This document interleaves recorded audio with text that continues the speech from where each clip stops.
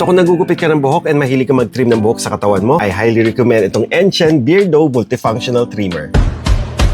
And the best part is, this is all-in-one. And sa mga hindi nakakaalam, ako yung nanggugupit kay Baby Kenneth. Noon pa ako naghahanap ng razor talaga na magagamit. Talagang maganda and hindi nang iipit ng buhok. And out of the package, meron siyang user manual. Meron tayong USB Type-C. And meron din kasamang cleaning brush and oil.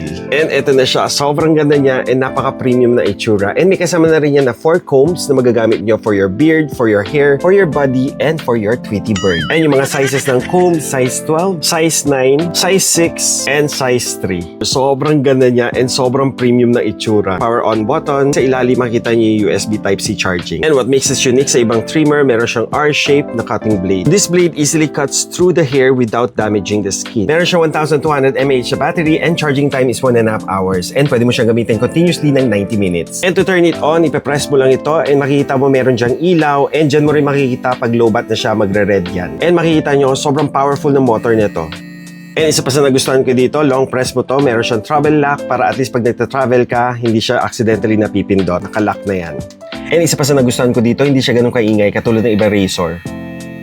This is our model, si Baby Kenneth. Tatry na natin itong Enchen. Gamit muna tayo ng 3mm. So ganito lang kabilis manggupit.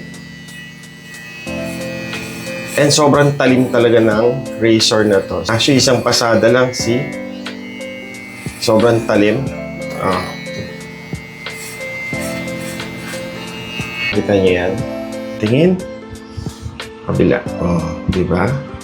Sa gilid. So, ano pa hinihintay niyo? Kung gusto niyo rin ito, nasa yellow bag na yan.